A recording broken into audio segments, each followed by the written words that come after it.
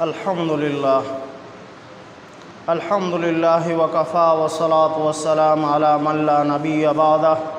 صاحب التاج والمعراج سید الانس والجنات محبوب رب الارض والسماوات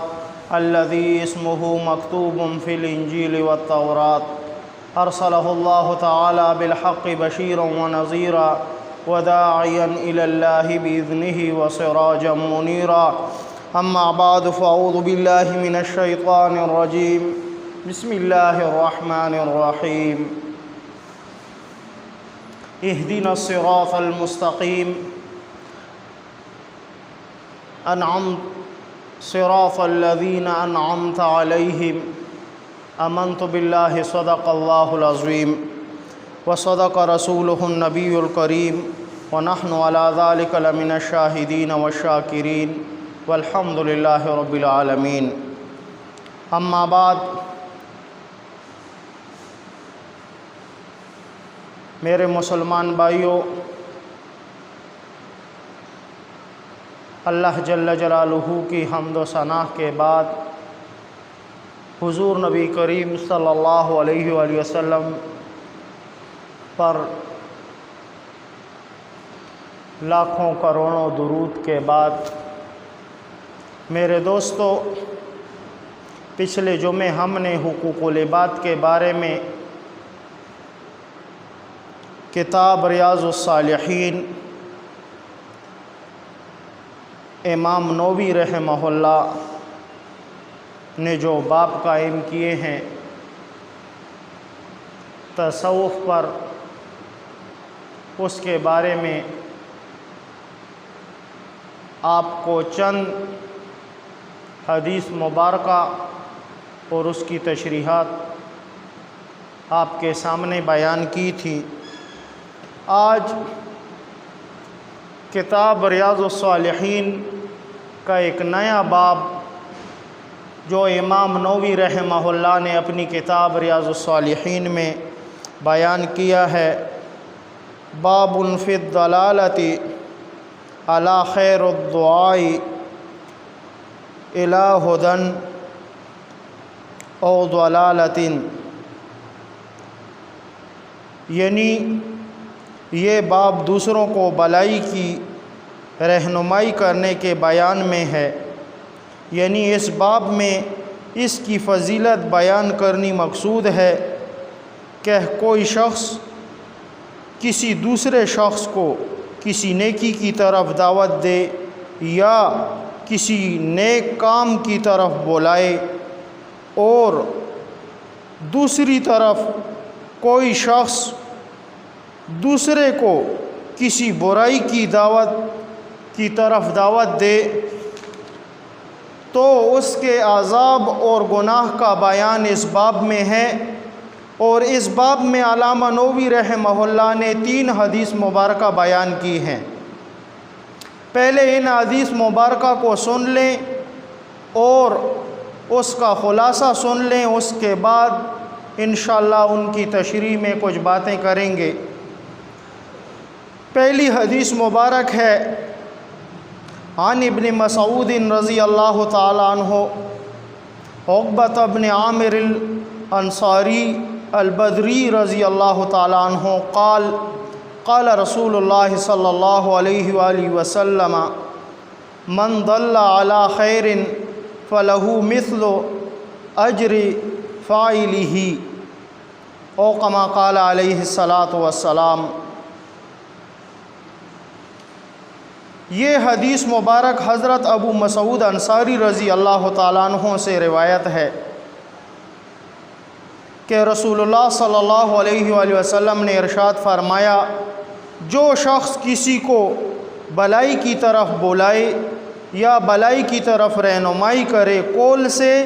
یا فعل سے کرے، تو اس رہنمائی کرنے والے کو اتنا ہی ثواب ملتا ہے جتنا اس بھلائی کرنے والے کو ثواب ملے گا۔ جتنا اس بھلائی کرنے والے کو ثواب ملے گا اتنا ہی نیکی کی طرف دعوت دینے والے کو بھی ثواب ملے گا۔ دوسری حدیث مبارک حضرت ابو ہریرہ رضی اللہ تعالیٰ عنہ سے روایت ہے، عن ابی ہریرہ رضی اللہ تعالیٰ عنہ ان رسول اللہ صلی اللہ علیہ وآلہ وسلم قال من دعا الى ہدی کان لہ من الاجر مثل اجر من تبعہ لا ينقص ذلك من اجرہم شیئا ومن دعا الى ضلالۃ کان علیہ من الاثم مثل الثم من تبعہ لا ينقص ذلك من آثامہم شیئا او کما قال علیہ الصلاۃ والسلام۔ یہ دوسری حدیث مبارک حضرت ابو ہریرہ رضی اللہ تعالیٰ عنہ سے روایت ہے۔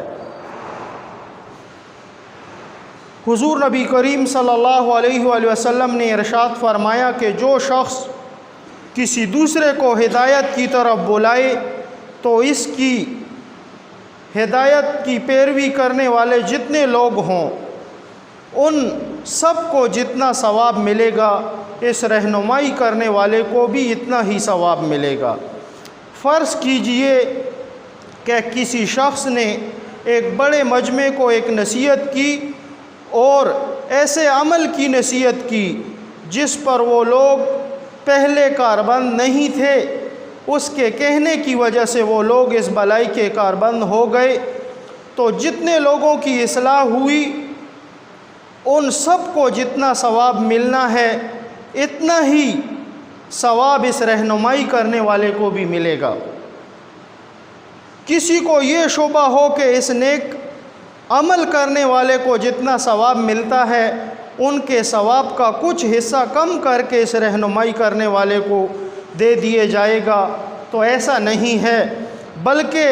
ان عمل کرنے والے کو جتنا ثواب ملے گا اتنا ہی ثواب اس شخص کو بھی ملے گا جس نے ان کی رہنمائی کی ہے، اس میں کوئی کمی نہیں ہوگی، اور اس رہنمائی کرنے والے کو بھی علیحدہ سے اتنا ثواب ہی ملے گا۔ اس کے برعکس اگر کسی شخص نے دوسرے شخص کو برائی کی طرف دعوت دی، گمراہی کی طرف دعوت دی، چاہے قول سے دی یا گمراہی کا کام کرو، قول سے دعوت دی کہ آؤ گمراہی کا کام کرو، یا فعل سے دعوت دی کہ اس گمراہی کے کام کی طرف کسی کو توجہ نہیں تھی لیکن اس نے وہ کام شروع کر دیا اور اس کو دیکھ کر دوسرے لوگوں نے بھی یہ کام شروع کر دیا، تو اس کی وجہ سے جتنے لوگ اس گمراہی میں مبتلا ہوں گے ان کو جتنا گناہ ملے گا، اور اس کے علاوہ ان سب کے گناہوں کے برابر اس گناہ کی طرف رہنمائی کرنے والا جو شخص ہوگا، جو دوسرے کو اس گناہ کی دعوت دے گا یا اس کے سامنے یہ گناہ کا کام کرے گا، تو اس کو بھی اتنا ہی گناہ ملے گا، اس شخص کو بھی اتنا ہی گناہ ملے گا۔ اللہ تعالی ہم سب کی حفاظت فرمائے۔ لہٰذا کسی کی رہنمائی کرنا، چاہے کام کی طرف ہو یا برے کام کی طرف ہو یا اچھے کام کی طرف ہو، دونوں بڑے عظیم کام ہیں۔ ایک کام سے انسان کو اجر عظیم حاصل ہوتا ہے اور دوسرے سے انسان کے نامہ اعمال میں گناہوں کا ذخیرہ بڑھتا جاتا ہے۔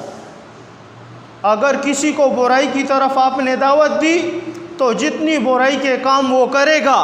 اس کے ساتھ آپ اس برائی میں شریک ہو اتنا ہی گناہ آپ کو بھی ملے گا۔ اگر کسی کو اچھائی کی دعوت دی آپ نے اور وہ اچھے کام میں لگ گیا تو جتنا ثواب اس اچھے کام کرنے والے کو ملے گا تو اچھے کام کرنے کی دعوت دینے والے کو بھی اتنا ہی ثواب ملے گا۔ لیکن اس کے برعکس یہ بڑی خطرناک بات ہے کہ کسی کے سامنے برائی کا کام کیا اور اس میں اور لوگ بھی آپ کو دیکھ کر مبتلا ہو گئے۔ اور لوگ بھی دیکھ کر آپ کو اس تباہی میں مبتلا ہو گئے۔ تو یہ بے انتہا خطرناک بات ہے۔ دنیا کی چند مثالیں آپ کو برائی کی دے دوں۔ مثلاً معاشرے میں ہمارے جو عام ہے وہ کیا ہے؟ بجلی کا کنڈا لگانا۔ بجلی کا کنڈا ایک شخص نے لگایا ہے پہلی مرتبہ، اس سے پہلے اس علاقے میں بجلی کا کنڈا نہیں تھا اور نہ کسی کی توجہ تھی اس کی طرف، لیکن اس شخص نے یہ کنڈے کا کام کیا، پہلے کنڈا لگایا بجلی کا، اور پھر اور لوگوں کو بھی طریقہ دکھا دیا کہ بجلی کا کنڈا لوگ اس طرح لگاتے ہیں، بجلی کا کنڈا اس طرح لگاتے ہیں۔ یا ایسا ہے کہ خود بجلی کا کنڈا لگایا اور دوسروں کو بھی بنا کے دیا کہ اس طرح کنڈا لگاتے ہیں، چاہے وہ کسی کا ملازم ہو یا عام شخص ہو، سب کے لیے برابر گناہ ہے یہ۔ یا مثلاً سوئس گیس ہے،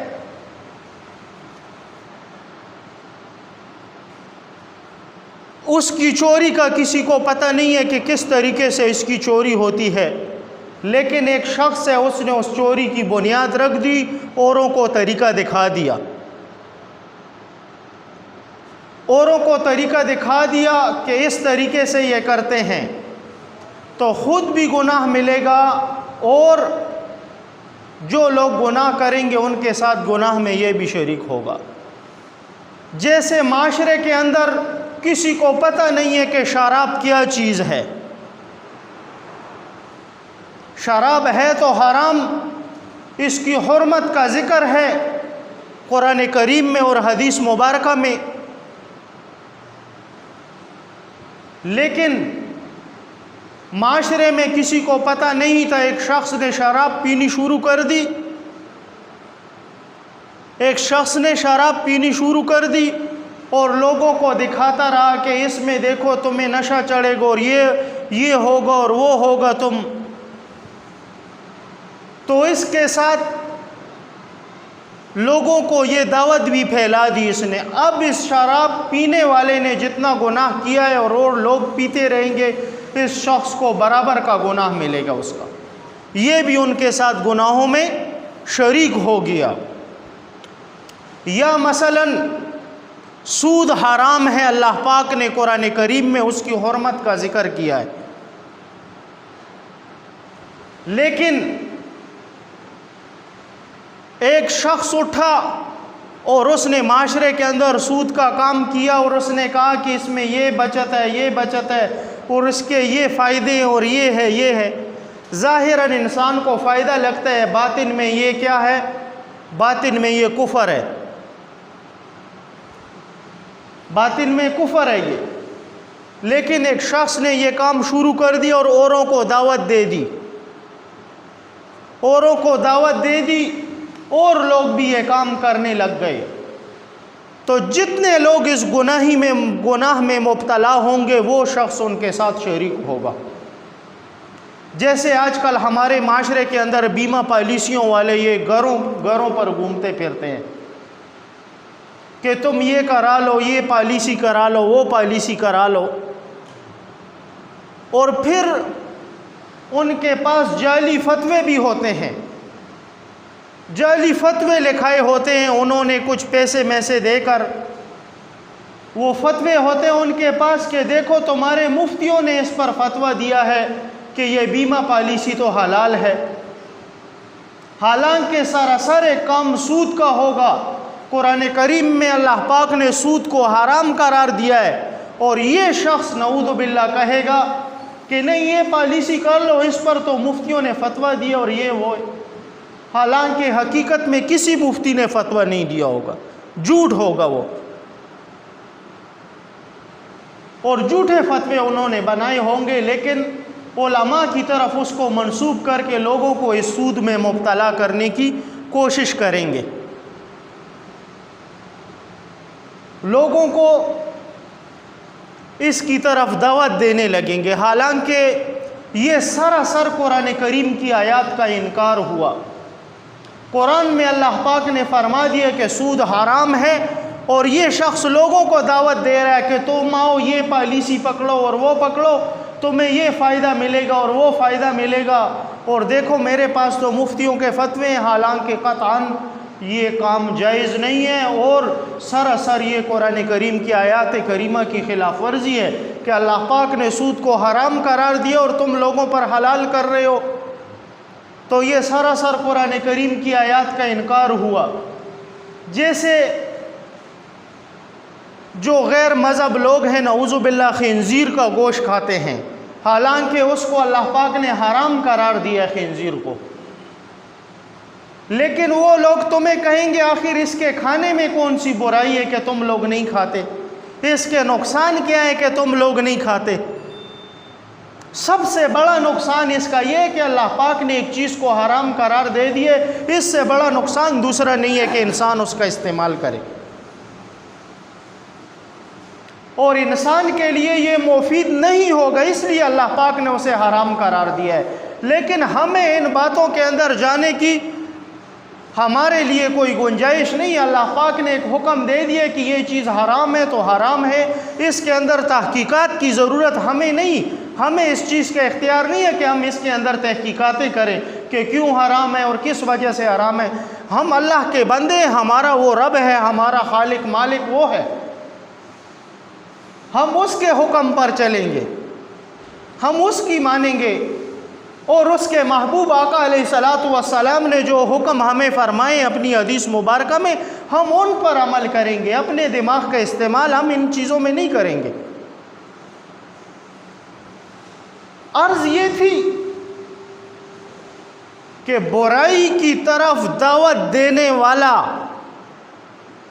برائی کی طرف دعوت دینے والا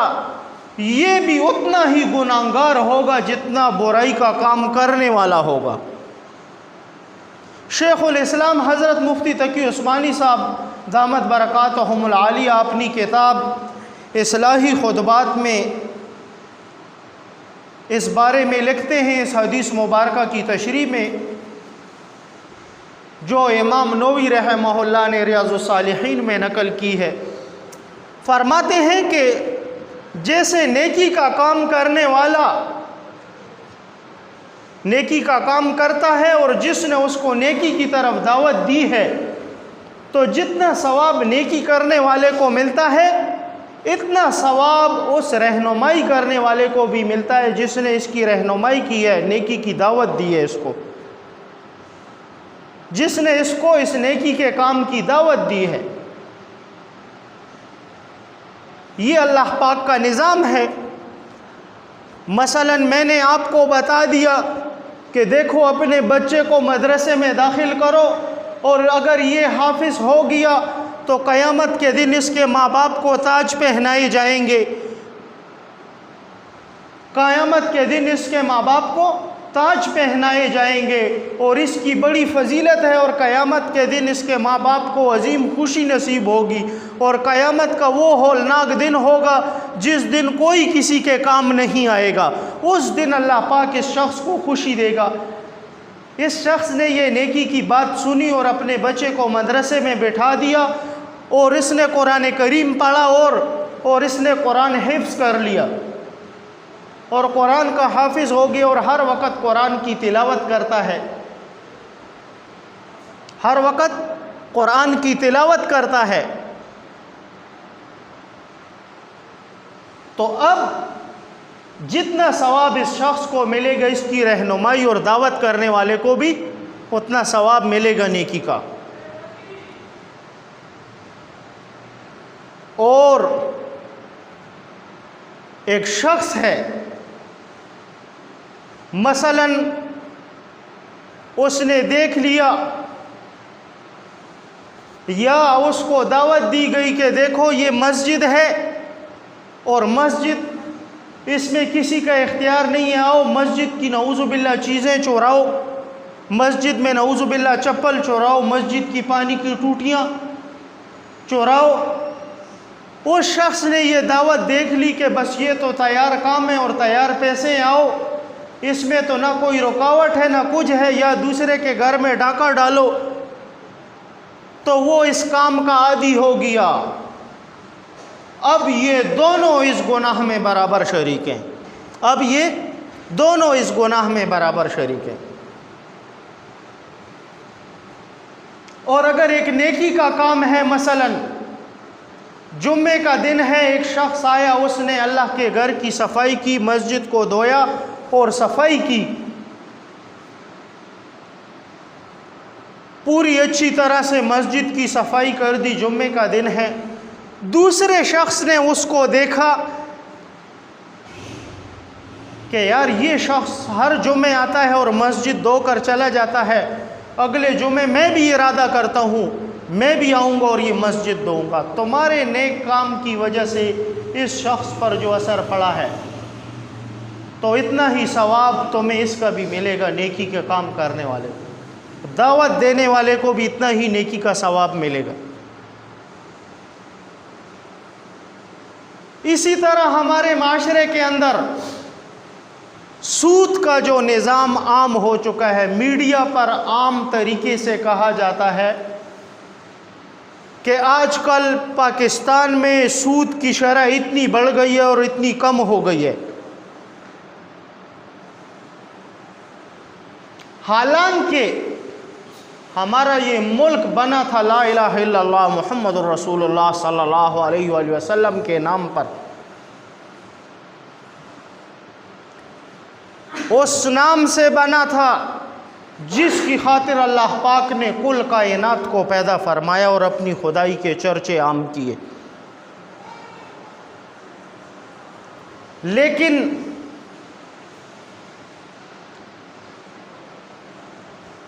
غیر قانون جو اسلام کے خلاف قانون ہے،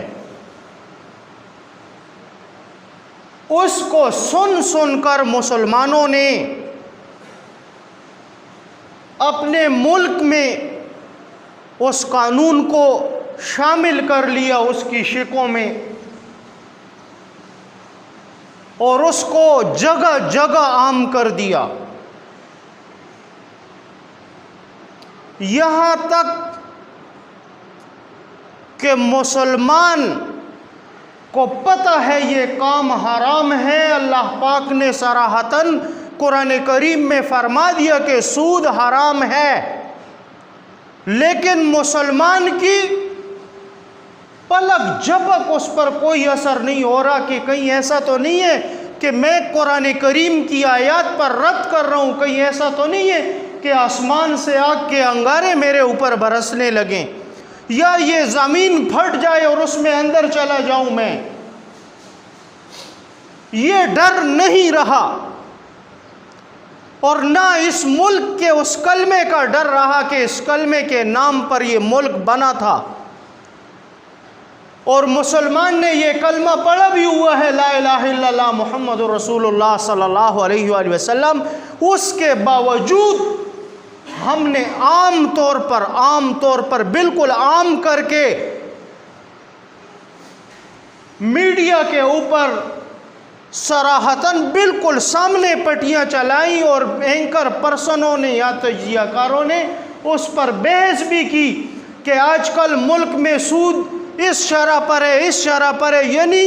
نعوذ باللہ ثم نعوذ باللہ اس سود کا جس کا اللہ پاک نے قرآن کریم میں حرام کا حکم دیا ہے، اس آیات کے اوپر رد کر کے میڈیا کے اوپر عام مسلمانوں کو بتایا جاتا ہے کہ اس سال فلاں کی سود کی شرح یہ اور فلاں کی سود کی شرح یہ، حالانکہ اس کو پتہ ہے کہ اللہ پاک نے سود کو حرام قرار دیا، لیکن اس کے باوجود اللہ پاک کے حکم پر رد کیا جا رہا ہے۔ اور یاد رکھو، جب تک اللہ پاک کے حکموں کی ایسی نافرمانی کی جائے گی اور قرآن کریم کی آیات کریمہ پر رد کیا جائے گا، تو پھر ہمیں تباہیوں کا سامنا کرنا پڑے گا، پھر ہمیں پریشانیاں تو سامنے آئیں گی ہمارے۔ میں ایک برائی کرتا ہوں नऊज़ बिल्लाह और किसी को बुराई की दावत देता हूँ तो इतना ही गुनाह मुझे मिलेगा जितना वो शख्स बुराई करेगा। अगर एक शख्स मेरी वजह से मेरे देखे हुए काम या मेरे फेल या मेरे कौल या मेरी सेमा जो उसने सुन ली है उस पर अमल शुरू कर दिया और वो गलत हुई, तो जितना उस शख्स का गुनाह होगा उतना उसके साथ गुनाह में मैं भी शरीक हूँगा। इमाम नववी रहमहुल्लाह ने इस वजह से इस पर रियाज़ुस्सालिहीन हदीस की अपनी किताब में ये बाब कायम किया ताकि मुसलमानों को पता चले कि जो शख्स भलाई की दावत देगा, किसी को नेकी की दावत देगा और उसकी वजह से एक मजमा नेकी के काम में लग गया, तो जितना इन लोगों को सवाब मिलेगा इतना इस नेकी की दावत देने वाले को भी सवाब मिलेगा। और अगर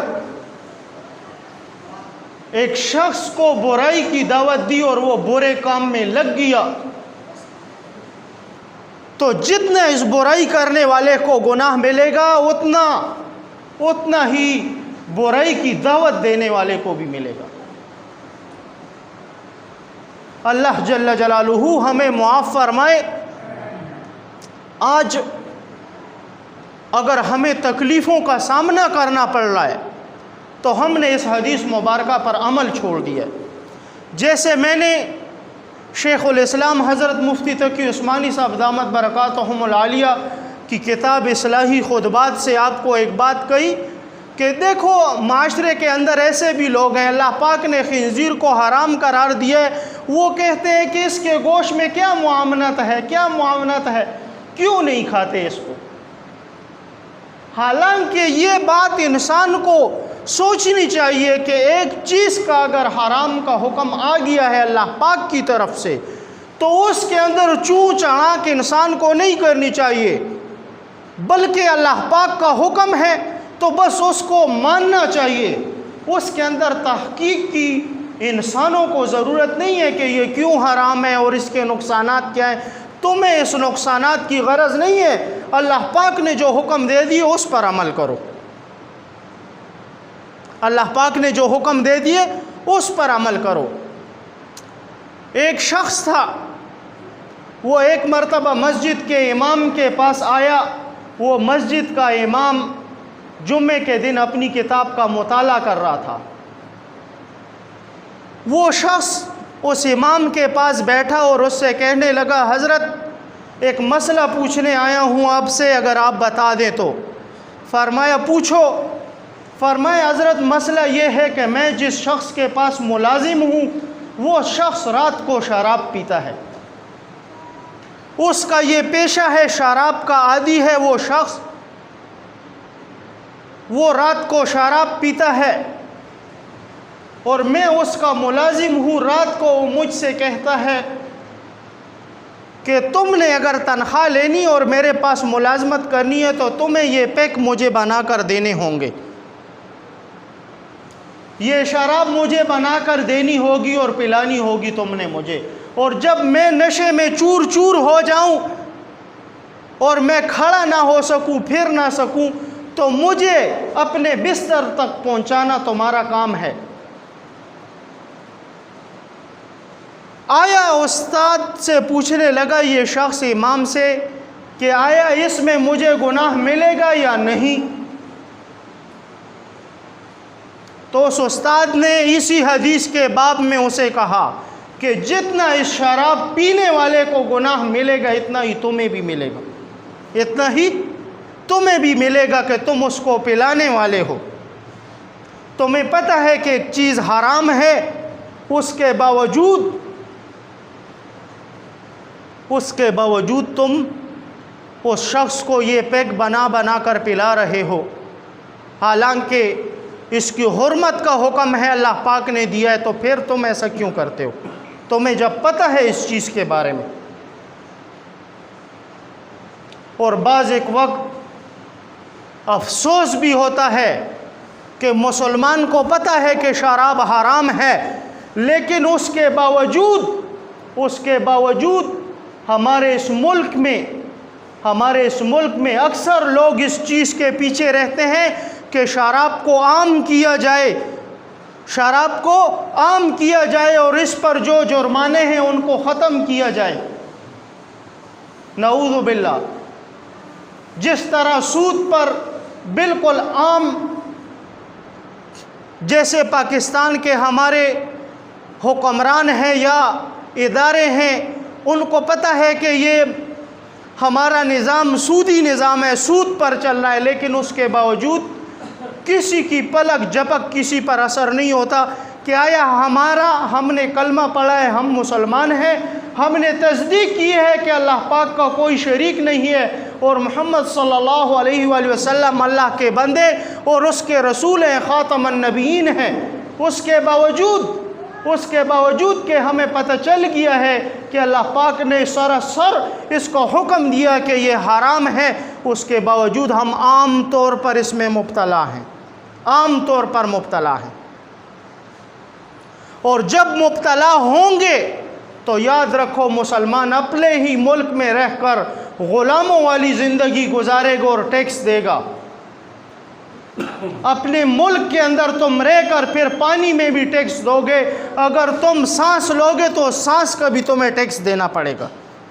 اگر تم باتھ روم جاؤ گے، دورات المیاں بیت الخلاء جاؤ گے تم اور وہاں پر بھی قدم رکھو گے تو اس کا بھی تمہیں پھر ٹیکس دینا پڑے گا۔ کیوں؟ اس وجہ سے کہ تم نے جب اللہ پاک نے تمہیں کہہ دیا کہ سود حرام ہے، شراب حرام ہے، لیکن اس کے باوجود مسلمانوں کے کانوں پر جوں تک نہیں رینگتی، جان بوجھ کر قصدن عمدن قرآن کریم کی آیات کی خلاف ورزی کرتے۔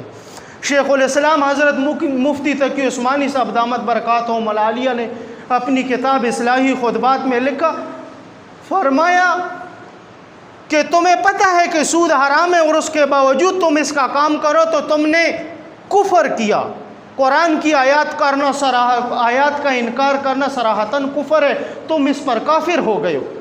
یہ میں کچھ اپنے منہ سے نہیں کہہ رہا، میرے ہاتھ میں جو کتاب ہے اس میں لکھی ہوئی بات ہے۔ ایسے ہی شراب کا حکم ہے تو شراب بھی ہمارے معاشرے کے اندر بالکل عام ہونے لگی ہے،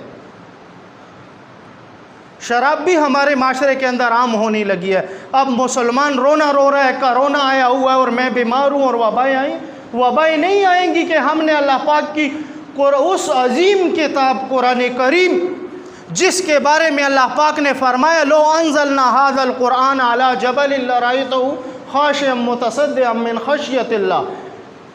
فرمایا کہ اگر ہم اس کتاب کو پہاڑ کے اوپر نازل کرتے تو یہ ریزہ ریزہ ہو جاتا۔ ایسی پاورفل کتاب اللہ پاک کی قرآن کریم، اور اس کی آیات کا سراسر انکار اگر نہیں ہے تو میں آپ کو دکھاؤں، تم دیکھو یہ خبرنامے کے چینل اور اس پہ سال کے پھر بجٹ دیکھو اور اس میں دیکھو کہ سود کی شرح کس کس چیز پر کتنی ہوگی اور کیا ہوگا۔ آیا سود کو اللہ پاک نے قرآن کریم میں حرام قرار دیا یا نہیں دیا؟ ہم اس ملک میں رہ رہے ہیں، ہم اس ملک کے باشندے ہیں، ہم نے کلمہ پڑھا ہے، اس کے باوجود ہمارے تن من دن سب کچھ سود سے بھر گئے ہیں۔ آخر ہمارا کیا ہوگا؟ آخر ہمارا ہوگا کیا؟ پھر ہم کہتے ہیں کہ ہمارے اوپر وبا آئی، وبا نہیں آئے گی کہ تم صراحتاً سراسر قرآن کی آیات کا انکار کرتے ہو۔ بالکل اللہ پاک نے ایک چیز کو حرام قرار دیے، تم اس کو جان بوجھ کر حلال کر رہے ہو۔ اللہ پاک نے فرما دیا کہ یہ کام مت کرو، تم کہتے ہو کہ نعوذ باللہ میں کروں گا، تو یہ کیا ہوا؟ اللہ پاک کی ذات کو نعوذ باللہ چیلنج دے دیا تم نے۔ اور اللہ پاک کو کوئی چیلنج دے سکتا ہے؟ کتنی کتنی قومیں غرق ہو گئی، قرآن کریم کھول کر دیکھو۔ عرض یہ تھی میرے دوستو کہ وہی حدیث کا خلاصہ ہے پھر کہ اگر کسی کو نیکی کی دعوت دی اور وہ نیکی کے کام میں لگ گیا اور اس نے نیکی کی، تو اس نیکی کی دعوت دینے والے کو اتنا ہی ثواب ملے گا جتنا اس نیک عمل کرنے والے کو ملے گا، جتنا اس نیک عمل کرنے والے کو ملے گا۔ اور ایک شخص کو برائی کی دعوت دی آپ نے اور وہ برے کام میں لگ گیا اور وہ برے عمل کرنے لگا تو جتنا اس برے عمل کرنے والے کو ثواب ملے گا اتنا ہی برائی کی طرف رہنمائی کرنے والے کو بھی اتنا ہی گناہ ملے گا۔ یہ سب دونوں گناہ میں برابر شریک ہو جائیں گے۔ گناہ والا گناہ کی دعوت دے گا تو وہ بھی اتنا ہی گناہگار ہوگا جتنا وہ گناہ کرنے والا ہوگا۔ اللہ پاک ہم سب کی حفاظت فرمائے، ہم سب کی اللہ جل جلالہ حفاظت فرمائے۔ اور دوسرا ایک بنیادی مسئلہ غیبت کا، یہ غیبت کا یہ مسئلہ جو بالکل عام ہو چکا ہے، اکثر جمعوں میں اس پر بات ہوتی ہے، لیکن خلاصتاً ایک بات کرتا ہوں۔ خلاصتاً یہ بات ہے، غیبت ایک شخص کی ہے تم نے، اگر اس شخص کو پتہ نہیں چلا، اگر اس شخص کو پتہ نہیں چلا پھر تو تمہاری چپکے سے دعا توبہ قبول ہو جائے گی۔ اگر اس شخص کو پتہ چل گیا کہ اس شخص نے میری غیبت کی ہے، اس شخص نے میری برائی کی ہے، پھر جاؤ گے سیدھا سیدھا اس شخص سے معافی مانگو گے، تب تمہیں اللہ پاک معاف کرے گا، تب تمہیں اللہ پاک معاف کرے گا۔ اگر تم 100 سال لگے رہو اور یہ کہتے رہو کہ میری توبہ میری توبہ، اور اس شخص کو پتہ ہے کہ تم نے یہ گناہ کیا ہے، تم نے میری غیبت کی ہے، تو یاد رکھو یہ غیبت کرنا یہ بڑا خطرناک جرم اور گناہ ہے، یہ بے انتہا خطرناک بیماری ہے۔ کسی کی غیبت کرنے، ایک شخص کی اگر تم غیبت کرو گے تو اس کے گناہ تمہارے کھاتے میں آتے جائیں گے، تمہارے کھاتے میں نیکیاں کم ہوتی جائیں گی، اور اس شخص کی جو برائیاں ہوں گی، جس کی غیبت ہوگی، وہ برائیاں سب تمہارے نامہ اعمال میں جاتی رہیں گی۔ ایک بات یہ ہے۔ دوسری کہ یہ غیبت، یہ برائی کرنا، یہ ایسا جرم ہے کہ اگر آپ نے ایک جرم کیا چوری چھپ کے، آپ نے گناہ کیا چوری چھپ کے، اور وہ گناہ ایسا تھا کہ مطلب اللہ جل جلالہ کے حکم کی خلاف ورزی تھی، بندوں کے حقوق کو اس سے کوئی کام نہیں تھا، بندوں کے حقوق کو اس سے کوئی تعلق نہیں تھا، اس کے اندر اگر آپ توبہ کرو گے تو چپکے سے گناہ کیا ہے تو چپکے سے توبہ کرو گے، اور اگر وہ گناہ اعلانیہ کیا ہے، دنیا کے سامنے کیا ہے، تو یاد رکھو یہ توبہ بھی تمہیں دنیا کے سامنے کرنی چاہیے، اعلانیہ، یہ توبہ بھی تمہیں دنیا کے سامنے کرنی چاہیے، اعلانیہ۔ اور اگر ایک گناہ ایسا ہے جس میں بندوں کے حقوق ہیں، جس میں بندوں کے حقوق ہیں، اور وہ گناہ تم نے چپکے سے کیا ہے، تو جاؤ اس شخص سے معافی مانگو جس کے حقوق کی تم نے خلاف ورزی کی ہے، اس شخص سے معافی مانگو، اللہ جل جلالہ تمہیں معاف کر دے گا۔ لیکن اعلانیہ ایک شخص کے بارے میں تم نے حقوق کی خلاف ورزی کی ہے اور پوری دنیا نے دیکھ لیا ہے، تو پھر اعلانیہ تمہیں معافی مانگنی ہوگی، اعلانیہ تم نے معافی مانگنی ہوگی۔ ایک شخص غلط عقائد میں مبتلا ہو گیا، مثلا پنج پیر توپ کی طرف وہ مائل ہو گیا ہے، اور اس نے نعوذ باللہ ثم نعوذ باللہ اہل سنت کا مذہب چھوڑ دیا ہے، مثال دے رہا ہوں آپ کو، اور اس پنج پیر توپ کے اوپر اس نے کتابیں لکھی اور دنیا دیکھتا رہا، دنیا کے لوگ پڑھتے رہے، یہ کتاب دنیا میں عام ہو گئی۔ اگر اس شخص نے اب توبہ کی ہے تو یہ توبہ کیسے کرے گا؟ یہ شخص توبہ کرے گا ایسے جیسے اس نے یہ کتاب لکھی تھی پنج پیر توپ پر یا غیر مقلد توپ پر، تو ایسے ہی کتاب اہل سنت پر اور اپنے صحیح عقائد پر لکھے گا، اور دنیا کے سامنے معافی مانگے گا کہ میں نے توبہ کی ہے اور آج میں نے یہ مضمون شائع کیا ہے کہ پوری دنیا دیکھے اس کو۔ اکثر غیر مقلدین کے یہ دعوے اور یہ کتابیں چلتی رہتی ہیں، کوئی نعوذ باللہ ثم نعوذ باللہ حضور نبی کریم صلی اللہ علیہ وآلہ وسلم کی شان کا منکر ہوتا ہے کہ وہ نعوذ باللہ اپنی قبر میں زندہ ہے، مبارک میں، روزہ میں یا نہیں، اس کے اوپر اکثر جاہلوں نے کتابیں لکھی ہوئی ہیں اور جہالت کی باتیں اس میں لکھی ہوئی ہیں، یا مثلا صدقہ اور خیرات کا ثواب ہے یا نہیں، یا بعض ایسا ہے کہ مطلب مردے کو قبر میں دفنایا جائے، آیا وہ دوبارہ زندہ ہوتا ہے قبر میں یا نہیں، اس سے قبر میں سوال جواب ہوتے ہیں یا نہیں، اس کے اوپر اکثر لوگوں نے غیر مقلدین نے کتابیں لکھی ہیں، اور اگر یہ کتابیں عوام نے دیکھی ہوئی ہیں اور دنیا نے پڑھی ہے، اردو کی کتاب تھی مثلاً، ہر کسی نے اسکول پڑھے ہوئے نے یہ مضمون پڑھ لیا اور اس نے دیکھ لیا اور کچھ لوگ اس میں گمراہ ہو گئے، اگر یہ شخص اب توبہ کرنا چاہتا ہے تو پہلے پوری دنیا کے سامنے توبہ کرے گا اور ان لوگوں تک یہ بات پہنچائے گا جو لوگ اس کی وجہ سے برائی میں مبتلا ہوئے ہیں۔ جب تک ان لوگوں نے توبہ نہیں کی ہے ان کے ساتھ یہ برابر کا گناہگار ہے۔ اگر یہ شخص توبہ بھی کر لے اعلانیہ اور وہ لوگ اس گناہ سے نہ پلٹے تو پوری دنیا کے اندر جتنے گناہ ہو رہے ہوں گے اس کی کتاب پڑھ کر اتنا ہی گناہ اس شخص کے کھاتے میں آئے گا، اتنا ہی یہ شخص گناہگار ہوگا۔ یہ حضور نبی کریم صلی اللہ علیہ وآلہ وسلم کی ذات اقدس مطہر بابرکت کے متعلق یہ بات اس وجہ سے کی کہ آج ہمارے معاشرے کے اندر قادیانیت کا بہت زور ہے، ہماری اسمبلیوں کے اندر قادیانیت گھس رہی ہے۔ حضور نبی کریم صلی اللہ علیہ وآلہ وسلم کے خاتم النبیین ہونے پر نعوذ باللہ ثم نعوذ باللہ آج وہ باتیں جو صدیوں سے کہیں نہیں ہوئی تھی، کسی کی جرت نہیں تھی کہ وہ باتیں کرتا، آج وہ ہماری اسمبلی کے اندر وہ باتیں سامنے آ رہی ہیں۔ مسلمانوں کو ہوش حواس لینے چاہیے اور مسلمانوں کو اس بات کی طرف توجہ کرنی چاہیے کہ ہماری اسمبلی کے اندر کوئی وزیر آئے جو قادیانی ہو تو مسلمانوں کو اس کے خلاف جہاد کرنا ہوگا انشاءاللہ۔ سب قسم کرتے ہیں کہ جہاد کریں گے یا نہیں؟ اللہ جل جلالہ پہلے مجھے ان باتوں پر عمل کی توفیق عطا فرمائے، بعد میں آپ کو۔ آخر دعوانا الحمدللہ رب العالمین۔ سنتیں ادا کرو، اور ایک بات آپ بھائیوں سے سب سے یہ درخواست ہے کہ اس وبا کے بارے میں دل سے دعا کرو کہ اللہ جل جلالہ ہمارے اس ملک کو اس وبا سے نجات دلائے۔ بہت بزرگ اور بہت ہمارے اس ملک کے نیکوکار لوگ بھی اس دنیا سے تشریف لے گئے ہیں، اللہ جل جلالہ سب کے درجات بلند فرمائے۔ یہ وبا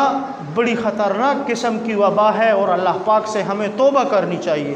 ہمیں توبہ کا موقع ملا ہے، ہم توبہ کریں اللہ پاک سے۔ اور دوسرا یہ بات اب بھائیوں سے درخواست ہے کہ جتنی خیرات صدقات ہو سکے تو وہ کریں، اللہ کے نام پر دیں کہ اللہ جل جلالہ ہمیں نجات دلائے ان چیزوں سے۔ وآخر دعوانا الحمدللہ رب العالمین۔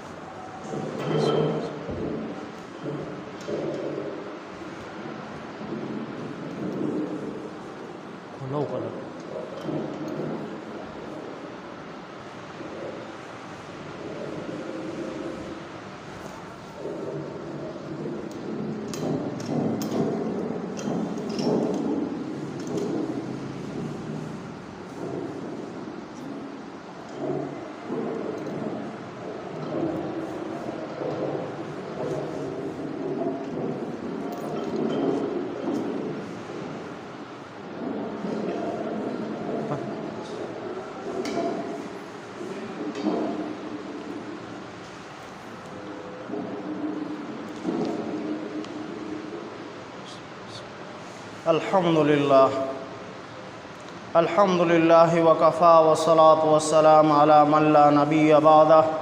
صاحب التاج والمعراج سید الانس والجنات محبوب رب الارض والسماوات الذي اسمه مكتوب في الانجیل والتوراة ارسلہ اللہ تعالی بالحق بشیرا ونذیرا وداعیا الی اللہ باذنہ وسراجا منیرا۔ اما بعد فاعوذ باللہ من الشیطان الرجیم بسم اللہ الرحمن الرحیم اہدنا الصراط المستقیم صراط الذین انعمت علیہم آمنت باللہ صدق اللہ العظیم وصدق رسولہ النبی الکریم ونحن علی ذلک لمن الشاہدین والشاکرین والحمد للہ رب العالمین۔ اما بعد، میرے مسلمان بھائیوں، اللہ جل جلالہ کی حمد و ثنا کے بعد حضور نبی کریم صلی اللہ علیہ وآلہ وسلم پر لاکھوں کروڑوں درود کے بعد میرے دوستو، پچھلے جمعے ہم نے حقوق العباد کے بارے میں کتاب ریاض الصالحین امام نووی رحمہ اللہ نے جو باب قائم کیے ہیں تصوف پر، اس کے بارے میں آپ کو چند حدیث مبارکہ اور اس کی تشریحات آپ کے سامنے بیان کی تھی۔ آج کتاب ریاض الصالحین کا ایک نیا باب جو امام نووی رحمہ اللہ نے اپنی کتاب ریاض الصالحین میں بیان کیا ہے، باب فی الضلالۃ علی خیر الدعاء الی ھدی او ضلالۃ، یعنی یہ باب دوسروں کو بھلائی کی رہنمائی کرنے کے بیان میں ہے، یعنی اس باب میں اس کی فضیلت بیان کرنی مقصود ہے کہ کوئی شخص کسی دوسرے شخص کو کسی نیکی کی طرف دعوت دے یا کسی نیک کام کی طرف بلائے، اور دوسری طرف کوئی شخص دوسرے کو کسی برائی کی طرف دعوت دے تو اس کے عذاب اور گناہ کا بیان اس باب میں ہے۔ اور اس باب میں علامہ نووی رحمہ اللہ نے 3 حدیث مبارکہ بیان کی ہیں۔ پہلے ان حدیث مبارکہ کو سن لیں اور اس کا خلاصہ سن لیں، اس کے بعد انشاءاللہ ان کی تشریح میں کچھ باتیں کریں گے۔ پہلی حدیث مبارک ہے عن ابن مسعود رضی اللہ تعالی عنہ عقبۃ بن عامر الانصاری البدری رضی اللہ تعالی عنہ قال قال رسول اللہ صلی اللہ علیہ وآلہ وسلم من دل علی خیر فلہ مثل اجر فاعلہ او کما قال علیہ الصلاۃ والسلام۔ یہ حدیث مبارک حضرت ابو مسعود انصاری رضی اللہ تعالیٰ عنہ سے روایت ہے کہ رسول اللہ صلی اللہ علیہ وآلہ وسلم نے ارشاد فرمایا، جو شخص کسی کو بھلائی کی طرف بلائے یا بھلائی کی طرف رہنمائی کرے، قول سے یا فعل سے کرے، تو اس رہنمائی کرنے والے کو اتنا ہی ثواب ملتا ہے جتنا اس بھلائی کرنے والے کو ثواب ملے گا۔ جتنا اس بھلائی کرنے والے کو ثواب ملے گا اتنا ہی نیکی کی طرف دعوت دینے والے کو بھی ثواب ملے گا۔ دوسری حدیث مبارک حضرت ابو ہریرہ رضی اللہ تعالیٰ عنہ سے روایت ہے، عن ابی ہریرہ رضی اللہ تعالیٰ عنہ ان رسول اللہ صلی اللہ علیہ وآلہ وسلم قال من دعا الی ھدی کان لہ من الاجر مثل اجر من تبعہ لا ينقص ذلك من اجرہم شیئا ومن دعا الی ضلالۃ کان علیہ من الاثم مثل الثم من تبعہ لا ينقص ذلك من آثامہم شیئا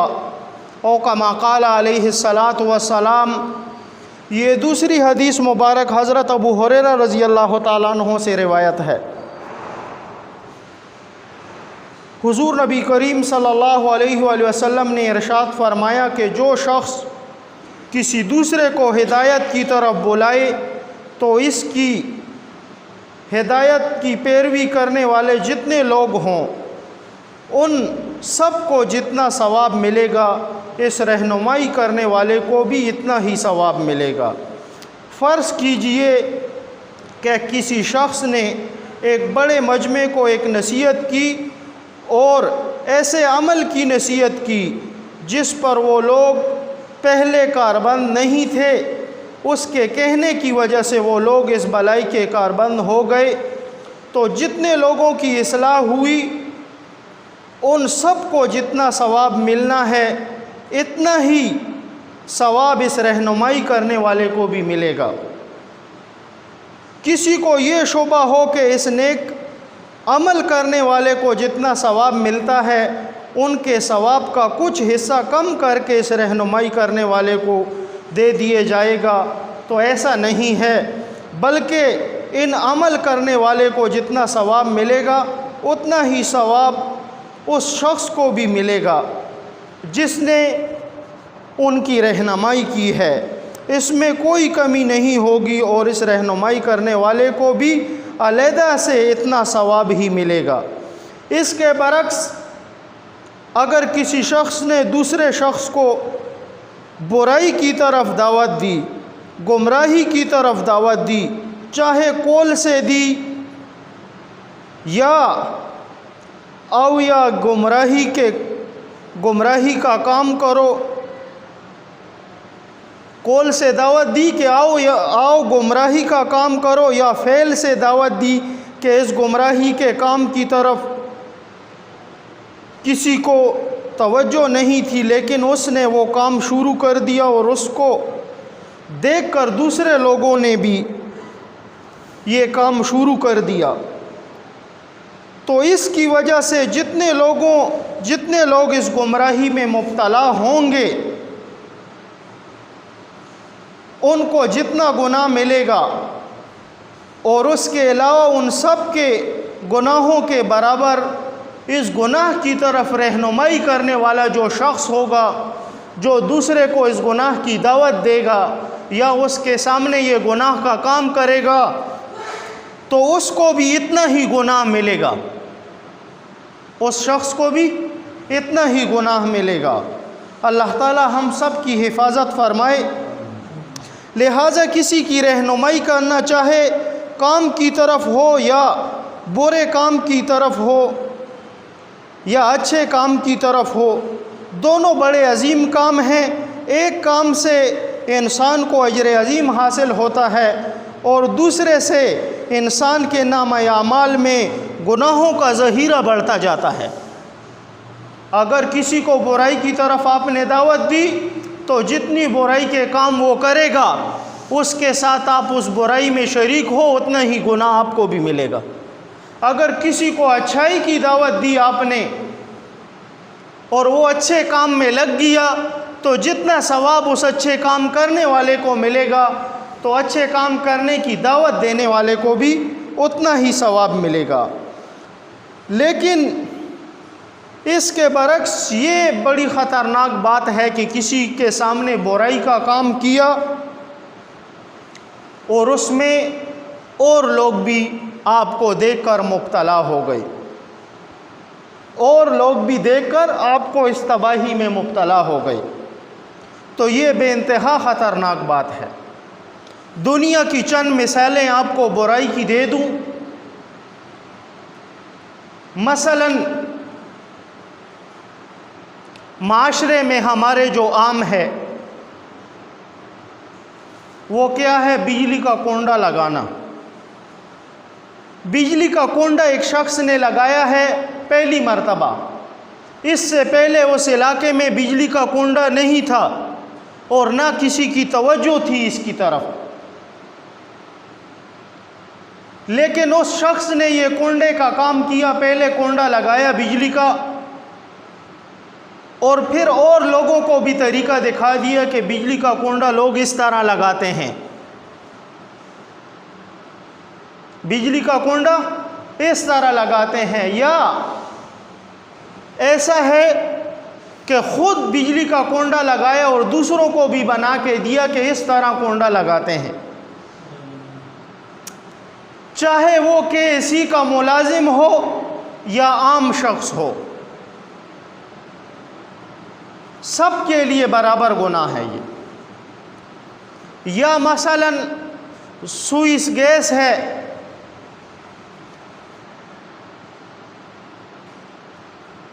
اس کی چوری کا کسی کو پتہ نہیں ہے کہ کس طریقے سے اس کی چوری ہوتی ہے، لیکن ایک شخص ہے اس نے اس چوری کی بنیاد رکھ دی، اوروں کو طریقہ دکھا دیا، اوروں کو طریقہ دکھا دیا کہ اس طریقے سے یہ کرتے ہیں، تو خود بھی گناہ ملے گا اور جو لوگ گناہ کریں گے ان کے ساتھ گناہ میں یہ بھی شریک ہوگا. جیسے معاشرے کے اندر کسی کو پتہ نہیں ہے کہ شراب کیا چیز ہے، شراب ہے تو حرام، اس کی حرمت کا ذکر ہے قرآن کریم میں اور حدیث مبارکہ میں، لیکن معاشرے میں کسی کو پتہ نہیں تھا، ایک شخص نے شراب پینی شروع کر دی، ایک شخص نے شراب پینی شروع کر دی اور لوگوں کو دکھاتا رہا کہ اس میں دیکھو تمہیں نشہ چڑھے گا اور یہ ہوگا اور وہ ہوگا تم، تو اس کے ساتھ لوگوں کو یہ دعوت بھی پھیلا دی اس نے. اب اس شراب پینے والے نے جتنا گناہ کیا ہے اور لوگ پیتے رہیں گے، اس شخص کو برابر کا گناہ ملے گا اس کا، یہ بھی ان کے ساتھ گناہوں میں شریک ہو گیا. یا مثلا سود حرام ہے، اللہ پاک نے قرآن کریم میں اس کی حرمت کا ذکر کیا ہے، لیکن ایک شخص اٹھا اور اس نے معاشرے کے اندر سود کا کام کیا اور اس نے کہا کہ اس میں یہ بچت ہے، یہ بچت ہے اور اس کے یہ فائدے اور یہ ہے یہ ہے. ظاہراً انسان کو فائدہ لگتا ہے، باطن میں یہ کیا ہے؟ باطن میں یہ کفر ہے، باطن میں کفر ہے یہ. لیکن ایک شخص نے یہ کام شروع کر دیا اور اوروں کو دعوت دے دی، اوروں کو دعوت دے دی اور لوگ بھی یہ کام کرنے لگ گئے،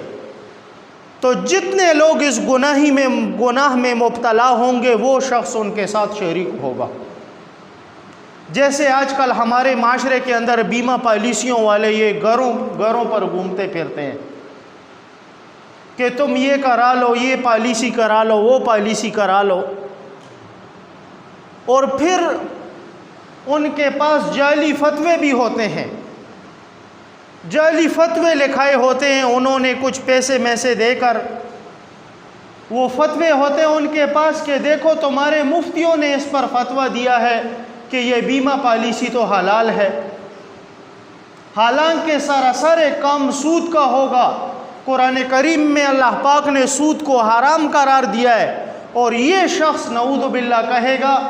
کہ نہیں یہ پالیسی کر لو، اس پر تو مفتیوں نے فتویٰ دیا اور یہ وہ، حالانکہ حقیقت میں کسی مفتی نے فتویٰ نہیں دیا ہوگا، جھوٹ ہوگا وہ،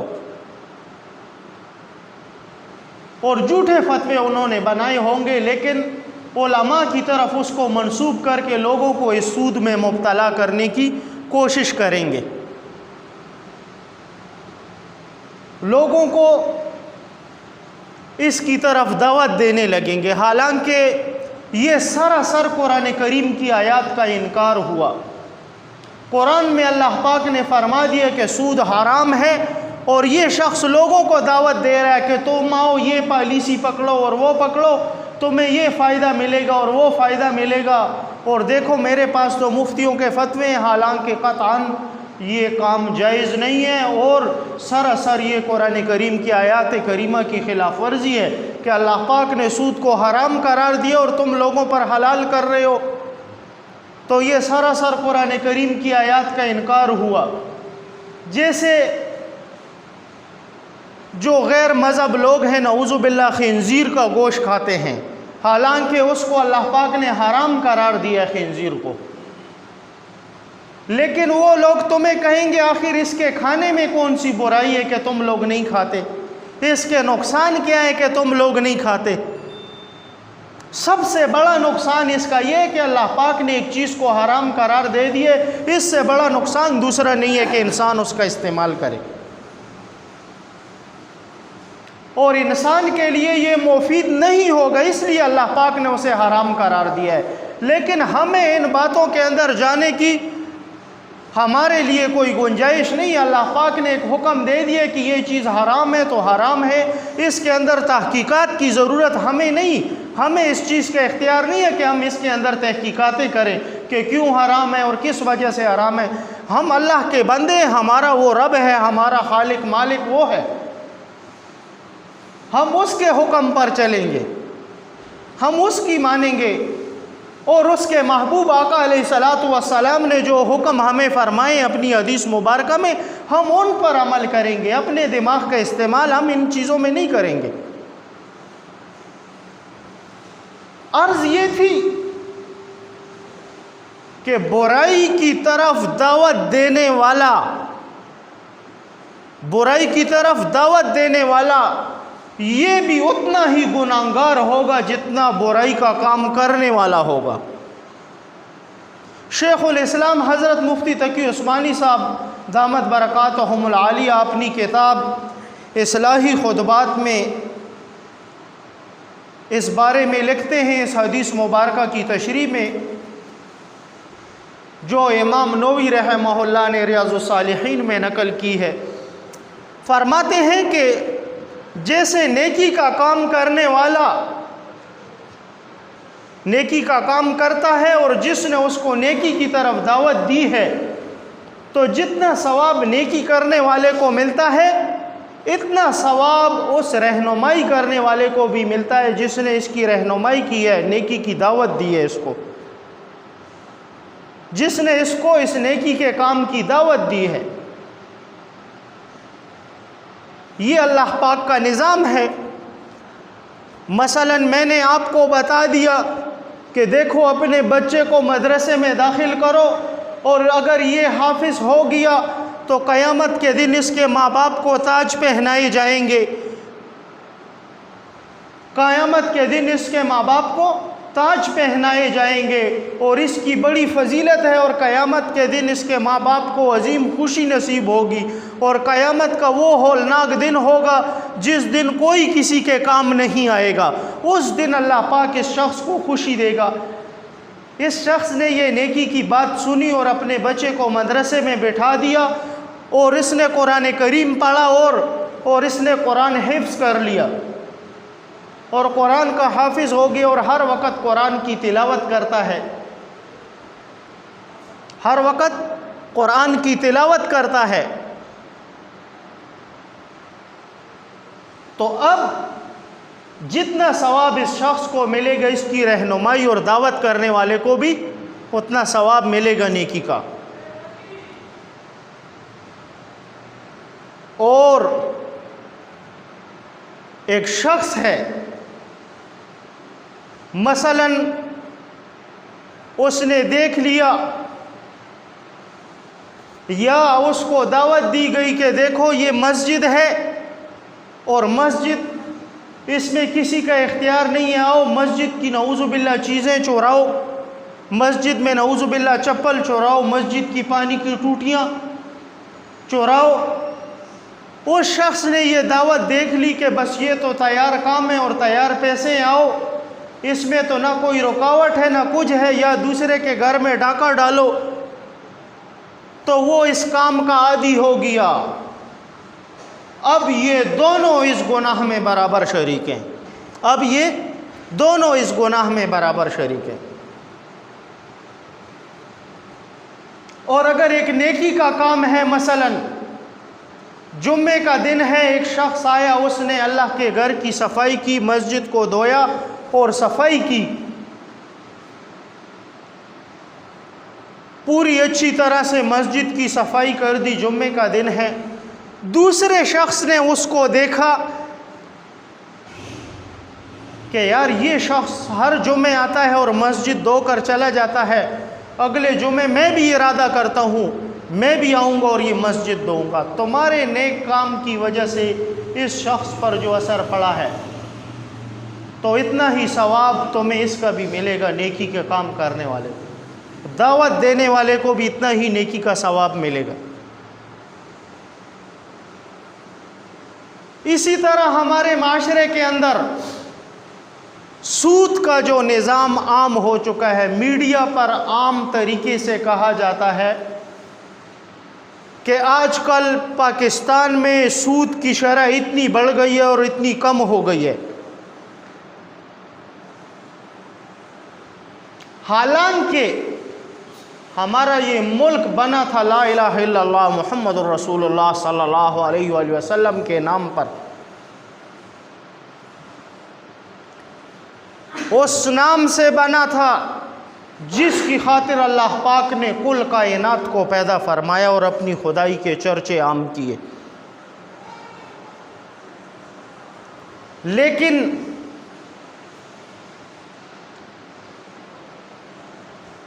غیر قانون جو اسلام کے خلاف قانون ہے، اس کو سن سن کر مسلمانوں نے اپنے ملک میں اس قانون کو شامل کر لیا اس کی شکوں میں، اور اس کو جگہ جگہ عام کر دیا، یہاں تک کہ مسلمان کو پتہ ہے یہ کام حرام ہے۔ اللہ پاک نے صراحتاً قرآن کریم میں فرما دیا کہ سود حرام ہے، لیکن مسلمان کی پلک جھپک اس پر کوئی اثر نہیں ہو رہا کہ کہیں ایسا تو نہیں ہے کہ میں قرآن کریم کی آیات پر رد کر رہا ہوں، کہیں ایسا تو نہیں ہے کہ آسمان سے آگ کے انگارے میرے اوپر برسنے لگیں، یا یہ زمین پھٹ جائے اور اس میں اندر چلا جاؤں میں۔ یہ ڈر نہیں رہا، اور نہ اس ملک کے اس کلمے کا ڈر رہا کہ اس کلمے کے نام پر یہ ملک بنا تھا، اور مسلمان نے یہ کلمہ پڑھا بھی ہوا ہے لا الہ الا اللہ محمد رسول اللہ صلی اللہ علیہ وآلہ وسلم، اس کے باوجود ہم نے عام طور پر بالکل عام کر کے میڈیا کے اوپر صراحتاً بالکل سامنے پٹیاں چلائیں، اور اینکر پرسنوں نے یا تجزیہ کاروں نے اس پر بحث بھی کی کہ آج کل ملک میں سود اس شرح پر ہے، اس شرح پر ہے، یعنی نعوذ باللہ ثم نعوذ باللہ اس سود کا جس کا اللہ پاک نے قرآن کریم میں حرام کا حکم دیا ہے، اس آیات کے اوپر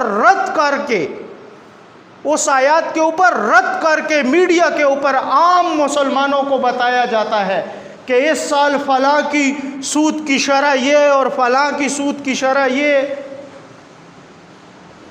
حالانکہ اس کو پتہ ہے کہ اللہ پاک نے سود کو حرام قرار دیا، لیکن اس کے باوجود اللہ پاک کے حکم پر رد کیا جا رہا ہے۔ اور یاد رکھو، جب تک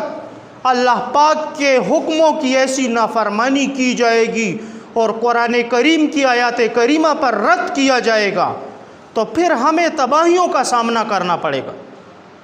پھر ہمیں پریشانیاں تو سامنے آئیں گی ہمارے۔ میں ایک برائی کرتا ہوں نعوذ باللہ اور کسی کو برائی کی دعوت دیتا ہوں تو اتنا ہی گناہ مجھے ملے گا جتنا وہ شخص برائی کرے گا۔ اگر ایک شخص میری وجہ سے میرے دیکھے ہوئے کام یا میرے فعل یا میرے قول یا میری سماع جو اس نے سن لی ہے اس پر عمل شروع کر دیا اور وہ غلط ہوئی، تو جتنا اس شخص کا گناہ ہوگا اتنا اس کے ساتھ گناہ میں بھی شریک ہوں گا۔ امام نووی رحمہ اللہ نے اس وجہ سے اس پر ریاض الصالحین حدیث کی اپنی کتاب میں یہ باب قائم کیا تاکہ مسلمانوں کو پتہ چلے کہ جو شخص بھلائی کی دعوت دے گا، کسی کو نیکی کی دعوت دے گا اور اس کی وجہ سے ایک مجمع نیکی کے کام میں لگ گیا تو جتنا ان لوگوں کو ثواب ملے گا اتنا اس نیکی کی دعوت دینے والے کو بھی ثواب ملے گا۔ اور اگر ایک شخص کو برائی کی دعوت دی اور وہ برے کام میں لگ گیا تو جتنا اس برائی کرنے والے کو گناہ ملے گا اتنا ہی برائی کی دعوت دینے والے کو بھی ملے گا۔ اللہ جل جلالہ ہمیں معاف فرمائے۔ آج اگر ہمیں تکلیفوں کا سامنا کرنا پڑ رہا ہے تو ہم نے اس حدیث مبارکہ پر عمل چھوڑ دیا ہے۔ جیسے میں نے شیخ الاسلام حضرت مفتی تقی عثمانی صاحب دامت برکاتہم العالیہ کی کتاب اصلاحی خطبات سے آپ کو ایک بات کہی کہ دیکھو معاشرے کے اندر ایسے بھی لوگ ہیں، اللہ پاک نے خنزیر کو حرام قرار دیا ہے، وہ کہتے ہیں کہ اس کے گوشت میں کیا معاونت ہے، کیا معاونت ہے، کیوں نہیں کھاتے اس کو؟ حالانکہ یہ بات انسان کو سوچنی چاہیے کہ ایک چیز کا اگر حرام کا حکم آ گیا ہے اللہ پاک کی طرف سے تو اس کے اندر چوں چڑھاک انسان کو نہیں کرنی چاہیے، بلکہ اللہ پاک کا حکم ہے تو بس اس کو ماننا چاہیے۔ اس کے اندر تحقیق کی انسانوں کو ضرورت نہیں ہے کہ یہ کیوں حرام ہے اور اس کے نقصانات کیا ہیں۔ تمہیں اس نقصانات کی غرض نہیں ہے، اللہ پاک نے جو حکم دے دیے اس پر عمل کرو۔ اللہ پاک نے جو حکم دے دیے اس پر عمل کرو۔ ایک شخص تھا، وہ ایک مرتبہ مسجد کے امام کے پاس آیا۔ وہ مسجد کا امام جمعے کے دن اپنی کتاب کا مطالعہ کر رہا تھا۔ وہ شخص اس امام کے پاس بیٹھا اور اس سے کہنے لگا، حضرت ایک مسئلہ پوچھنے آیا ہوں آپ سے، اگر آپ بتا دیں تو۔ فرمایا پوچھو۔ فرمایا حضرت مسئلہ یہ ہے کہ میں جس شخص کے پاس ملازم ہوں وہ شخص رات کو شراب پیتا ہے، اس کا یہ پیشہ ہے، شراب کا عادی ہے وہ شخص، وہ رات کو شراب پیتا ہے اور میں اس کا ملازم ہوں۔ رات کو وہ مجھ سے کہتا ہے کہ تم نے اگر تنخواہ لینی اور میرے پاس ملازمت کرنی ہے تو تمہیں یہ پیک مجھے بنا کر دینے ہوں گے، یہ شراب مجھے بنا کر دینی ہوگی اور پلانی ہوگی تم نے مجھے، اور جب میں نشے میں چور چور ہو جاؤں اور میں کھڑا نہ ہو سکوں، پھر نہ سکوں، تو مجھے اپنے بستر تک پہنچانا تمہارا کام ہے۔ آیا استاد سے پوچھنے لگا یہ شخص امام سے کہ آیا اس میں مجھے گناہ ملے گا یا نہیں؟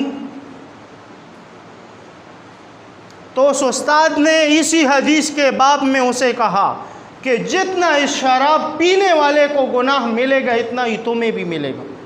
اتنا ہی تمہیں بھی ملے گا کہ تم اس کو پلانے والے ہو۔ تمہیں پتہ ہے کہ ایک چیز حرام ہے، اس کے باوجود تم اس شخص کو یہ پیک بنا بنا کر پلا رہے ہو، حالانکہ اس کی حرمت کا حکم ہے، اللہ پاک نے دیا ہے، تو پھر تم ایسا کیوں کرتے ہو؟ تمہیں جب پتہ ہے اس چیز کے بارے میں۔ اور بعض ایک وقت افسوس بھی ہوتا ہے کہ مسلمان کو پتہ ہے کہ شراب حرام ہے، لیکن اس کے باوجود ہمارے اس ملک میں اکثر لوگ اس چیز کے پیچھے رہتے ہیں کہ شراب کو عام کیا جائے اور اس پر جو جرمانے ہیں ان کو ختم کیا جائے۔ نعوذ باللہ۔ جس طرح سود پر بالکل عام، جیسے پاکستان کے ہمارے حکمران ہیں یا ادارے ہیں، ان کو پتہ ہے کہ یہ ہمارا نظام سودی نظام ہے، سود پر چل رہا ہے، لیکن اس کے باوجود کسی کی پلک جھپک کسی پر اثر نہیں ہوتا کہ آیا ہم نے کلمہ پڑھا ہے، ہم مسلمان ہیں، ہم نے تصدیق کی ہے کہ اللہ پاک کا کوئی شریک نہیں ہے اور محمد صلی اللہ علیہ وآلہ وسلم اللہ کے بندے اور اس کے رسول ہیں، خاتم النبیین ہیں۔ اس کے باوجود کہ ہمیں پتہ چل گیا ہے کہ اللہ پاک نے سراسر اس کو حکم دیا کہ یہ حرام ہے، اس کے باوجود ہم عام طور پر اس میں مبتلا ہیں، عام طور پر مبتلا ہیں۔ اور جب مبتلا ہوں گے تو یاد رکھو مسلمان اپنے ہی ملک میں رہ کر غلاموں والی زندگی گزارے گا اور ٹیکس دے گا۔ اپنے ملک کے اندر تم رہ کر پھر پانی میں بھی ٹیکس دو گے، اگر تم سانس لوگے تو سانس کا بھی تمہیں ٹیکس دینا پڑے گا، اگر تم باتھ روم جاؤ گے، دورات المیاں بیت الخلاء جاؤ گے تم اور وہاں پر بھی قدم رکھو گے تو اس کا بھی تمہیں پھر ٹیکس دینا پڑے گا۔ کیوں؟ اس وجہ سے کہ تم نے جب اللہ پاک نے تمہیں کہہ دیا کہ سود حرام ہے، شراب حرام ہے، لیکن اس کے باوجود مسلمانوں کے کانوں پر جو تک نہیں رینگتی، جان بوجھ کر قصدن عمدن قرآن کریم کی آیات کی خلاف ورزی کرتے۔ شیخ الاسلام حضرت مفتی تقی عثمانی صاحب دامت برکاتہم العالیہ نے اپنی کتاب اصلاحی خطبات میں لکھا، فرمایا کہ تمہیں پتہ ہے کہ سود حرام ہے اور اس کے باوجود تم اس کا کام کرو تو تم نے کفر کیا۔ قرآن کی آیات کا انکار کرنا صراحتاً کفر ہے، تم اس پر کافر ہو گئے ہو۔ یہ میں کچھ اپنے منہ سے نہیں کہہ رہا، میرے ہاتھ میں جو کتاب ہے اس میں لکھی ہوئی بات ہے۔ ایسے ہی شراب کا حکم ہے تو شراب بھی ہمارے معاشرے کے اندر بالکل عام ہونے لگی ہے، شراب بھی ہمارے معاشرے کے اندر عام ہونے لگی ہے۔ اب مسلمان رونا رو رہا ہے، کرونا آیا ہوا ہے اور میں بیمار ہوں اور وبائیں آئیں، وبائیں نہیں آئیں گی کہ ہم نے اللہ پاک کی اس عظیم کتاب قرآن کریم جس کے بارے میں اللہ پاک نے فرمایا لو انزلنا هذا القرآن على جبل لرأيته خاشعا متصدعا من خشیت اللہ، فرمایا کہ اگر ہم اس کتاب کو پہاڑ کے اوپر نازل کرتے تو یہ ریزہ ریزہ ہو جاتا۔ ایسی پاورفل کتاب اللہ پاک کی قرآن کریم، اور اس کی آیات کا سراسر انکار اگر نہیں ہے تو میں آپ کو دکھاؤں، تم دیکھو یہ خبرنامے کے چینل اور اس پہ سال کے پھر بجٹ دیکھو اور اس میں دیکھو کہ سود کی شرح کس کس چیز پر کتنی ہوگی اور کیا ہوگا۔ آیا سود کو اللہ پاک نے قرآن کریم میں حرام قرار دیا یا نہیں دیا؟ ہم اس ملک میں رہ رہے ہیں، ہم اس ملک کے باشندے ہیں، ہم نے کلمہ پڑھا ہے، اس کے باوجود ہمارے تن من دن سب کچھ سود سے بھر گئے ہیں۔ آخر ہمارا کیا ہوگا؟ آخر ہمارا ہوگا کیا؟ پھر ہم کہتے ہیں کہ ہمارے اوپر وبا آئی، وبا نہیں آئے گی کہ تم صراحتاً سراسر قرآن کی آیات کا انکار کرتے ہو۔ بالکل اللہ پاک نے ایک چیز کو حرام قرار دیے، تم اس کو جان بوجھ کر حلال کر رہے ہو۔ اللہ پاک نے فرما دیا کہ یہ کام مت کرو، تم کہتے ہو کہ نعوذ باللہ میں کروں گا، تو یہ کیا ہوا؟ اللہ پاک کی ذات کو نعوذ باللہ چیلنج دے دیا تم نے۔ اور اللہ پاک کو کوئی چیلنج دے سکتا ہے؟ کتنی کتنی قومیں غرق ہو گئی، قرآن کریم کھول کر دیکھو۔ عرض یہ تھی میرے دوستو کہ وہی حدیث کا خلاصہ ہے پھر کہ اگر کسی کو نیکی کی دعوت دی اور وہ نیکی کے کام میں لگ گیا اور اس نے نیکی کی، تو اس نیکی کی دعوت دینے والے کو اتنا ہی ثواب ملے گا جتنا اس نیک عمل کرنے والے کو ملے گا، جتنا اس نیک عمل کرنے والے کو ملے گا۔ اور ایک شخص کو برائی کی دعوت دی آپ نے اور وہ برے کام میں لگ گیا اور وہ برے عمل کرنے لگا، تو جتنا اس برے عمل کرنے والے کو ثواب ملے گا، اتنا ہی برائی کی طرف رہنمائی کرنے والے کو بھی اتنا ہی گناہ ملے گا۔ یہ سب دونوں گناہ میں برابر شریک ہو جائیں گے۔ گناہ والا گناہ کی دعوت دے گا تو وہ بھی اتنا ہی گناہگار ہوگا جتنا وہ گناہ کرنے والا ہوگا۔ اللہ پاک ہم سب کی حفاظت فرمائے، ہم سب کی اللہ جل جلالہ حفاظت فرمائے۔ اور دوسرا ایک بنیادی مسئلہ غیبت کا، یہ مسئلہ جو بالکل عام ہو چکا ہے، اکثر جمعوں میں اس پر بات ہوتی ہے، لیکن خلاصتاً ایک بات کرتا ہوں، خلاصتاً یہ بات ہے غیبت ایک شخص کی ہے تم نے، اگر اس شخص کو پتہ نہیں چلا، اگر اس شخص کو پتہ نہیں چلا، پھر تو تمہاری چپکے سے دعا توبہ قبول ہو جائے گی۔ اگر اس شخص کو پتہ چل گیا کہ اس شخص نے میری غیبت کی ہے، اس شخص نے میری برائی کی ہے، پھر جاؤ گے سیدھا اس شخص سے معافی مانگو گے، تب تمہیں اللہ پاک معاف کرے گا، تب تمہیں اللہ پاک معاف کرے گا۔ اگر تم 100 سال لگے رہو اور یہ کہتے رہو کہ میری توبہ میری توبہ، اور اس شخص کو پتہ ہے کہ تم نے یہ گناہ کیا ہے، تم نے میری غیبت کی ہے، تو یاد رکھو یہ غیبت کرنا یہ بڑا خطرناک جرم اور گناہ ہے، یہ بے انتہا خطرناک بیماری ہے۔ کسی کی غیبت کرنے، ایک شخص کی اگر تم غیبت کرو گے تو اس کے گناہ تمہارے کھاتے میں آتے جائیں گے، تمہارے کھاتے میں نیکیاں کم ہوتی جائیں گی، اور اس شخص کی جو برائیاں ہوں گی، جس کی غیبت ہوگی، وہ برائیاں سب تمہارے نامہ اعمال میں جاتی رہیں گی۔ ایک بات یہ ہے۔ دوسری کہ یہ غیبت، یہ برائی کرنا، یہ ایسا جرم ہے کہ اگر آپ نے ایک جرم کیا چوری چھپ کے، آپ نے گناہ کیا چوری چھپ کے، اور وہ گناہ ایسا تھا کہ مطلب اللہ جل جلالہ کے حکم کی خلاف ورزی تھی، بندوں کے حقوق کو اس سے کوئی کام نہیں تھا، بندوں کے حقوق کو اس سے کوئی تعلق نہیں تھا، اس کے اندر اگر آپ توبہ کرو گے تو چپکے سے گناہ کیا ہے تو چپکے سے توبہ کرو گے،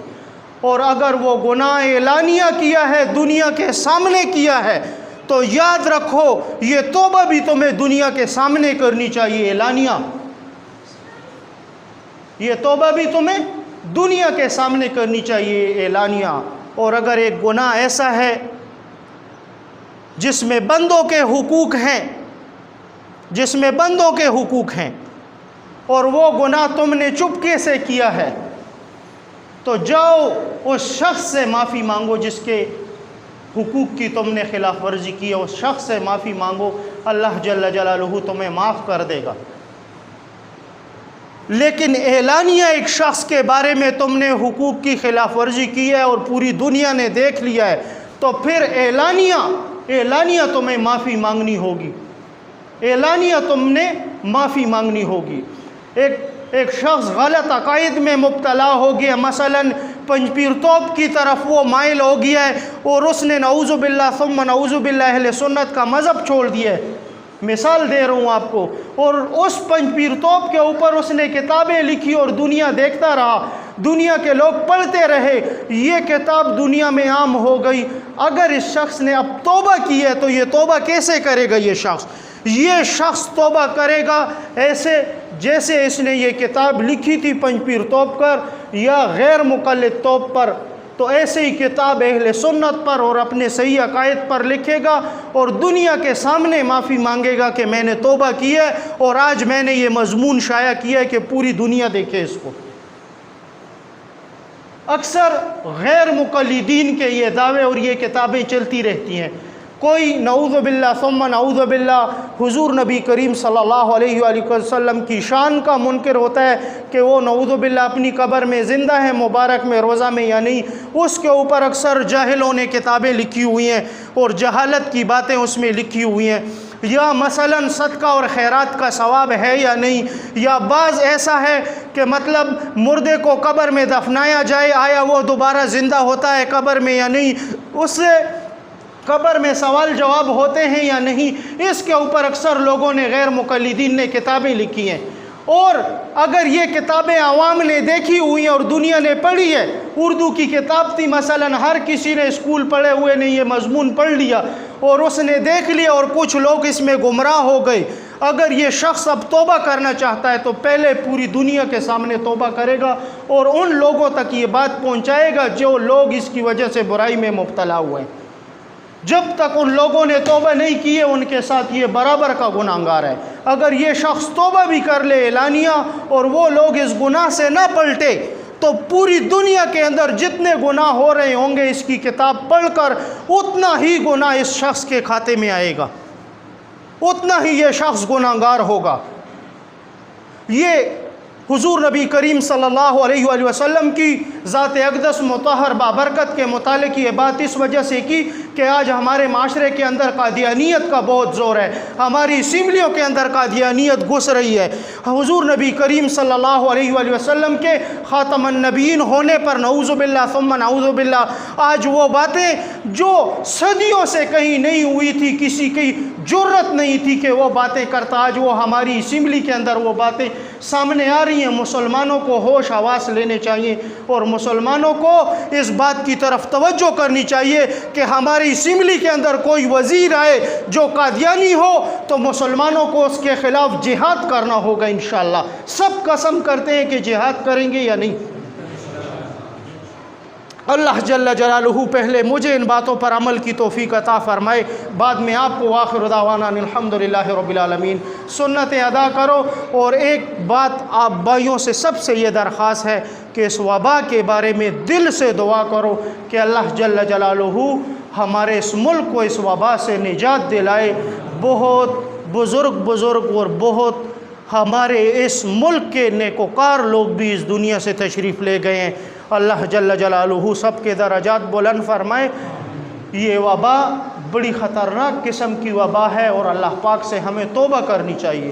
ہمیں توبہ کا موقع ملا ہے، ہم توبہ کریں اللہ پاک سے۔ اور دوسرا یہ بات اب بھائیوں سے درخواست ہے کہ جتنی خیرات صدقات ہو سکے تو وہ کریں، اللہ کے نام پر دیں کہ اللہ جل جلالہ ہمیں نجات دلائے ان چیزوں سے۔ وآخر دعوانا الحمدللہ رب العالمین۔